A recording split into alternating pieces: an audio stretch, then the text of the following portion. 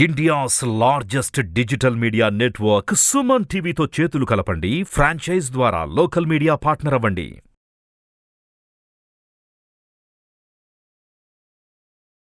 గురువుగారు నమస్కారం. శ్రీమాత్రే నమః. సంవత్సరంలో 24 ఏకాదశులు వస్తుంటాయి. ఈ నెల 23వ తేదీన ఒక ఏకాదశి అయితే ఉంది. సో ఆ ఏకాదశి పేరేంటి, దాని విశిష్టత ఏంటి, అసలు ఆ రోజు ఏం చేయాలంటారు? తప్పకుండా అండి. ఏకాదశి అంటేనే మీరు బాగా అర్థం చేసుకోవాల్సింది ఏంటంటే, మీ ఇమ్యూనిటీని పెంచేటువంటిది, ఆయుష్ని పెంచేటువంటిది, మీకు ఏదైతే పూర్వజన్మ పాపములు ఉంటాయి చూసారు, పాపముని తగ్గించేటువంటిది ఏకాదశి. అది ఎలా తగ్గుతుందండి అంటే, జ్యోతిష్ శాస్త్రాన్ని కనుక మనం కరెక్ట్గా పరిశీలన చేసినట్లయితే, ఆత్మకారకుడు రవి, కాలానికి కారకుడు రవిచంద్రులు అవుతారు కూడా. ఈ చంద్రుడు రవి యొక్క డిస్టెన్స్ని బట్టి, అదున్న ప్లేసెస్ని బట్టి మనం తిథి నిర్ణయం చేస్తాం. ఇవాళ ఏకాదశి, ద్వాదశి, త్రయోదశి, చతుర్దశి, పంచమని, పౌర్ణమని ఇవన్నీ చెప్తూ ఉంటాం, అమావాస్యని. ఈ రెండు గ్రహాలు కూడా ఏకాదశి నాడు మీరు కనుక గమనించినట్లయితే, రవి నుంచి చంద్రుడు కానీ, చంద్రుడి నుంచి రవి కానీ 5, 11 ఒక్కొక్కసారి 12లో ఉన్నట్టు కూడా కనిపిస్తుంటుంది. అది ఎలాగంటే, ఇది ఎండింగ్ డిగ్రీస్లో ఉంటుంది, స్టార్టింగ్ డిగ్రీస్లో ఉంటుంది, అలా కనిపిస్తూ ఉంటుంది. ఇవి ఏ కోణాల్లో ఉంటాయంటే, పర్టికులర్గా మంత్రశక్తి సిద్ధించే కోణంలోని, పాపము దగ్ధమయ్యేటువంటి కోణంలోని, పుణ్యము పెరిగేటువంటి కోణంలో ఉంటాయి ఇవి. ఇప్పుడు మనకి ఏదైనా ఇబ్బంది కలుగుతుంది, ఏమంటే నేను ఏ పని చేసిన ఆటంకం అవుతుందండి అంటే, దాని అర్థం ఏమిటి అంటే, పూర్వజన్మలో చేసినటువంటి పాపకర్మ మనకు అడ్డుపడుతుంది. సింపుల్. అది దగ్ధమయ్యేదాకా మనకి ఈ ఫలితం రాదు. ఏకాదశులు ఏం చేస్తాయంటే, ఆ పాపకర్మను దగ్ధం చేసి మనకి ఆయుష్ని, ఆరోగ్యాన్ని, పుణ్యాన్ని ఇస్తాయి. అయితే ఆ రోజు ఏం చేయాలి? ఉదయాన్నే నిద్రలేచి, చక్కగా ఉదయాన్నే నిద్రలేచినప్పుడు ముఖ్యంగా గజేంద్ర మోక్ష ఘట్టాన్ని తలుచుకోవాలి. శాస్త్రంలో ఉదయం నిద్రలేచిన వెంటనే మొట్టమొదటిగా చేయవలసింది ఏమిటి అంటే, గణపతిని చూసి గణపతిని నమస్కరించుకోవడము, స్కందుని నమస్కరించుకోవడం. వీలైతే మీరు కనుక అమ్మవారి ఆరాధకులైతే అమ్మవారిని, ఈశ్వర ఆరాధకులైతే ఈశ్వరుణ్ణి, విష్ణు ఆరాధకులైతే విష్ణువుని తలుచుకొని, వీలైతే ఫోటో చూసుకొని ఒకసారి నిద్రలేచి కాలకృత్యాలు తీర్చుకున్న తర్వాత, ఆ రోజు ద్వాదశితో కూడిన ఏకాదశి ఉండాలి, గుర్తుపెట్టుకోండి. చాలామంది తెలియక దశమితో కూడిన ఏకాదశి చేస్తుంటారు, అది అసలు అది కూడదు, గుర్తుపెట్టుకోండి. ద్వాదశితో కూడినటువంటి ఏకాదశి చేయాలి. దశమితో కూడిన ఏకాదశి చేస్తే సంతాన నష్టం అని శాస్త్రంలో ఉంది. ఓకే.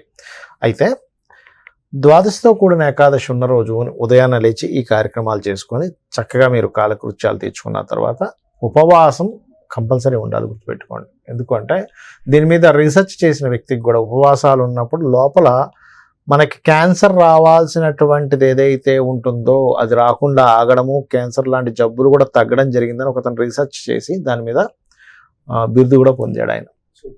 ఓకే. అయితే ఈ ఏకాదశి నాడు చక్కగా మీరు విష్ణు ఆరాధన, దగ్గరలో వెంకటేశ్వర స్వామి ఆలయం, ఏదైనా విష్ణు ఆలయం ఉంటే వెళ్ళి అక్కడ దర్శనం చేసుకోవడము, అక్కడ కాసేపు కూర్చోవడం, విష్ణువుకి సంబంధించింది ఏవైనా ఉంటే వినడం చేయాలి. సాయంత్రం సమయంలో టిఫిన్ లాంటి పదార్థాన్ని తింటారు. కొంతమందికి ఉండలేరు, వాళ్ళ శరీరం సహకరించదు. చిన్నపిల్లలు కావచ్చు, వృద్ధులు కావచ్చు, రోగగ్రస్తులు కావచ్చు, షుగర్ లాంటి వాళ్ళు కావచ్చు. అలాంటి వారు ఏం చేయాలి అంటే, ప్రత్యేకంగా పాలు తాగొచ్చు, పళ్ళు తినవచ్చు అని చెప్తుంది శాస్త్రం. నువ్వేమీ ఇలాగే ఉండాల్సింది లేదు, శాస్త్రంలో చేయాలి. వీలైతే కనుక మీకు ఏకాదశి నాడు లేదా ద్వాదశి నాడు, కొన్ని పద్ధతుల్లో ఏకాదశి నాడే పిలిచి భోజనం పెడతారు, కొంతమంది ద్వాదశి రోజు పెడతారు. అయిపోయిన తర్వాత ఖచ్చితంగా ఆ భోజనం పెట్టాలి. శాస్త్రాల్లో ఇంకా చెప్పాలంటే, ఖచ్చితంగా ఇంటికట రోజు ఎవరైనా ఒక అతిథికి భోజనం పెట్టాలట. ఇప్పుడు ఈ కాలంలో లేదు, అది అతిథి రావడమే చాలా తగ్గిపోయింది, మర్చిపోయారు. అసలు అతిథి వస్తున్నారంటే తాళాలు వేసుకొని వెళ్ళిపోయే రోజులు ఉన్నాయి. అమ్మ వాళ్ళకి మనం సేవ చేయాలని, ఎందుకంటే అతిథి దేవో భవ అని చెప్తూ ఉంటారు. ఒక అతిథి వచ్చి మన ఇంటికి వచ్చి భోజనం చేస్తున్నట్టు అందులో పరమశివుడో ఈశ్వరుడో ఆ యొక్క విష్ణు రూపం వస్తుందట. చాలా మంది తెలియదు ఈ విషయం. ఆ రోజుల్లోనైతే ఖచ్చితంగా భోజనం చేయండి పంపించేవారు కదా, ఇంట్లో పంపించేవారు కాదు, అస్సలు పంపించేవారు కాదు. అదొక మహాభాగ్యంగా భావించాలి, అదొకటి. అదేవిధంగా మరొక విషయం ఏంటంటే, ఇక్కడ ఈశ్వరారాధన చేసేవాళ్ళు ఏకాదశి రోజు ఈశ్వరారాధన చేస్తారు. అందులో ప్రత్యేకంగా వ్యాపార అభివృద్ధి కోసం, ఎందుకంటే ఈ ఏకాదశి సంబంధం వచ్చినప్పుడు బంగారు సహజంగా కూడా బంగారు లింగం కనుక అభిషేకం చేస్తే వ్యాపార అభివృద్ధి జరుగుతుంది. ఎందుకంటే కంచి పరమాచార్యుల వారు ఒకసారి అతని దగ్గరికి ఒక భక్తులు వచ్చారు, వ్యాపారస్తుడు వచ్చి, అయ్యా నాకు వ్యాపారం సాగట్లేదు, బంగారు లింగంతో చేయండి అని అన్నాడు. నా దగ్గర ఎక్కడ స్వామి బంగారు లింగం అంటే ఆయన దగ్గర ఉన్న బంగారు లింగం ఇచ్చాడు. 41 రోజుల్లో అతను వస్త్ర వ్యాపారం అద్భుతంగా సాగింది. అయితే ఇవాళ రేపు బంగారు లింగం అంటే అంత విషయంగా చిన్నదైనా పెట్టుకోవచ్చు, తప్పులేదు. చిన్న లింగం తయారు చేసుకుంటే వ్యాపార అభివృద్ధి వస్తుంది. లేదా బంగారు రేగును తొడిగించవచ్చు కూడా, దాని మీద చేయమని చెప్తుంది. అంటే వ్యాపార అభివృద్ధి కావాలనుకున్నవారు. అదేవిధంగా మరొకటి ఏంటంటే విష్ణు సహస్రనామాలు వినడము. ఇంకోటి విష్ణు అంటే ఏంటో తెలుసుకోగలగాలి. ఎంతసేపు ఏకాదశిలో నేను చేసేస్తున్నానండి, నా జీవితం బాగుపడట్లేదంటే ఎప్పటికీ బాగుపడదు, గుర్తుపెట్టుకోండి. విష్ణు అంటే ఏంటో తెలియాలి, శివుడు అంటే ఏంటో తెలియాలి. మీరు ఏకాదశి చేస్తున్నారంటే విష్ణు అంటే ఏమిటి? స్థితికారకుడు. ప్రజెంట్ నీ ప్రస్తుతం ఏంటి, నువ్వు దాన్ని ఆనందించగలగాలి. అప్పుడు నువ్వు ఏకాదశి చేసిన ఒక ఫలం. అదేవిధంగా విష్ణు అంటే కమ్యూనికేషన్ కారకుడు. నువ్వు ఎవరితో ఎలా మాట్లాడాలి. చాలామంది అంటుంటారు, సార్ ఎలా మాట్లాడాలి సార్ అంటే, నేను ఒకటే చెప్తాను, అయ్యా ఎదురుగా కానీ పక్కన కానీ వాళ్ళ గురించి చెడు మాట్లాడకు. వీలైతే మంచి మాట్లాడు. పక్కకి వెళ్ళిన, అయ్యా ఫలానా ముఖేష్ గారు ఉన్నారంటే ఎంత బాగా యాంకరింగ్ చేస్తారో తెలుసా, ఎంత బాగా అతను సొంత సంస్థలా 24 గంటలు ఆలోచిస్తుంటారు, పక్క వాళ్ళకి చెప్పు. అంతేగాని ఆయన ఏదోనండి ఆ రోజు ఫోన్ చేస్తే లిఫ్ట్ చేయలేదండి, ఏమనంటే బిజీ అంటాడండి. ఇవెందుకు? డైరెక్ట్గా చెప్పడం కంటే పక్క వాళ్ళకి మీ గురించి మంచిగా చెప్తే ఆ పక్క వాళ్ళ ద్వారా మీకు తెలిసిందనుకోండి, ఇంకా ఆనందపడతారు ఎక్కువగా, అరే నా గురించి ఇట్లా చెప్పారా అని. కమ్యూనికేషన్స్లో మీకు విష్ణు అనుగ్రహం కావాలంటే ఎప్పుడూ కూడా, శాస్త్రాల్లో ఉన్న విషయం చెప్తున్నాను నేను మీకు, ఇది ఎప్పుడూ కూడా మీ తోటి వారి గురించి ఇంకొకరికి మంచి చెప్పండి. వాళ్ళ టాలెంట్ గురించి చెప్పండి. వాళ్ళు చక్కగా పాడతారనా, ఆడతారనా, లేకపోతే మంచి రైటర్ అనా, లేకపోతే మంచి వర్కర్ అనా, ఇట్లా చెప్పండి. అప్పుడు ఏమవుతుందంటే మీకు మంచిని ప్రచారం చేయడం అనేది ఎప్పుడైతే అయిందో, విష్ణువు అంటే బుధుడు బాగుపడతాడని చెప్తుంది శాస్త్రం. బుధగ్రహం కనుక బాగుంటే మనం ఎంత మంచి ప్రచారం చేస్తుంటే బుధగ్రహం అంత బాగుంటుంది, ఎంత దుష్ప్రచారం చేస్తే బుధగ్రహం అంతా పోతుంది.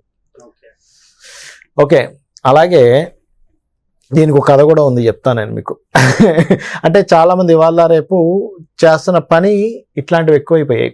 ఎలా అంటే ఒకసారి ఏమైందట, ఒక రాజుగారు ఒక విందు భోజనం ఏర్పాటు చేశాడు. చాలా పెద్ద విందు భోజనం, అందరినీ పిలిచి ఆ రాజుగారు ఏర్పాటు చేశారు.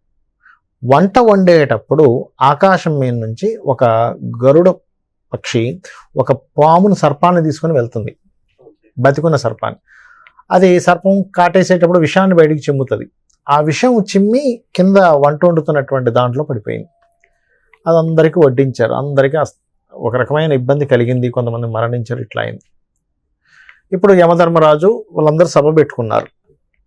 ఏమని సభ పెట్టుకున్నారు? ఇప్పుడు ఈ పాపాన్ని ఎవరి ఖాతాలో వేయాలి? గరుడ పక్షి ఖాతాలో వేయాలా, పాము ఖాతాలో వేయాలా, వండినవాడి ఖాతాలో వేయాలా, రాజు ఖాతాలో వేయాలా, రాణి ఖాతాలో వేయాలా అంటే అప్పుడు వచ్చిన సమాధానం ఏంటి తెలుసా? వీళ్ళల్లో ఎవరు తప్పు ఎవరు ఒప్పును మాట్లాడుకుంటుంటారు చూసారా బయట, వాళ్ళ ఖాతాలో వేయమన్నారట. అంటే ప్రత్యేకంగా ఈ మాట ఎందుకు చెప్తున్నానంటేనండి, ఏకాదశి రోజు మనం ఎప్పుడో విష్ణు ఆరాధన అంటాం, కానీ విష్ణు ఆరాధన అంటే ఏమిటి అంటే నువ్వు సరైన కమ్యూనికేషన్ చేయడమే విష్ణు ఆరాధన. విష్ణు ఎక్కడుందో లక్ష్మి ఎక్కడ ఉందో, నువ్వు సరైన కమ్యూనికేషన్ చేస్తే లక్ష్మి ఆటోమేటిక్గా ఉంటుంది కదా. నువ్వు అందరితో నువ్వు ఆ చాడీలు చెప్పి ఈ చాడీలు చెప్పి నేను మాత్రం విష్ణు సహస్రనామాలు చదువుతానండి అంటే ఏం లాభం? అది. Thank you sir. శ్రీమాత్రే నమః. చూసారు కదా, ఇది వాటి కార్యక్రమం. మరో కార్యక్రమంలో మళ్ళీ కలుద్దాం. Thank you.